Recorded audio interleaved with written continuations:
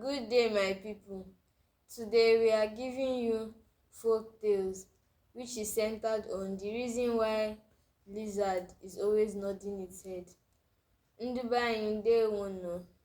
Ụbọchị taa anyị na-enye unu akụkọ ifo nke isi ya bụ ihe mere ngwere na-ekwe n'isi oge ọbụla. Ifochakpi, ifochakpi, nkịta nyara akpa nshi agbọ n'ọhịa, nkịta nyara akpa nshi agbọ n'ọhịa. O nwere akụkọ m ga-akọrọ unu, kọrọ anyị ka obi dị anyị mma. All these that I've said are the translations to story. In the English version, whenever a folk tale is about to be told, the person saying the folk tale says story. So in Igbo language, we have our own style of beginning a folk tale. If I say Ifochakpi, your response is war.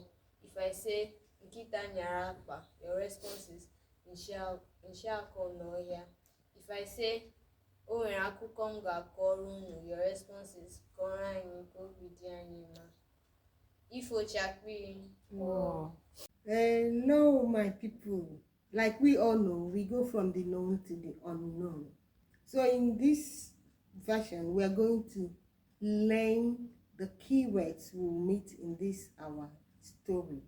The keywords here are 1. Tortoise.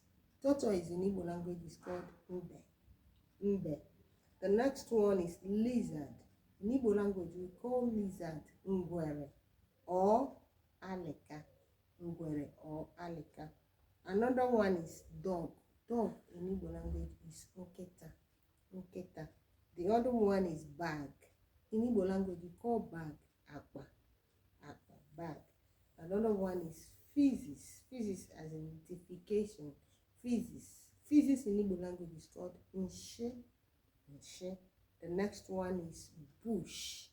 Bush in Igbo language is Ohia. Another one is story. Story in Igbo language is Akụkọ. The next word you meet is animals. In Igbo language, animals are called Ụmụ anụmanụ. The last one you get here is bone. Bone as in fish bone, animal bones.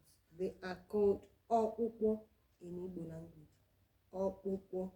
These are the keywords you're going to meet in this story as to flow well as we tell the stories. You look out for the main story, and as you do that, please subscribe, like, and follow us also and share our video. Thank you very much.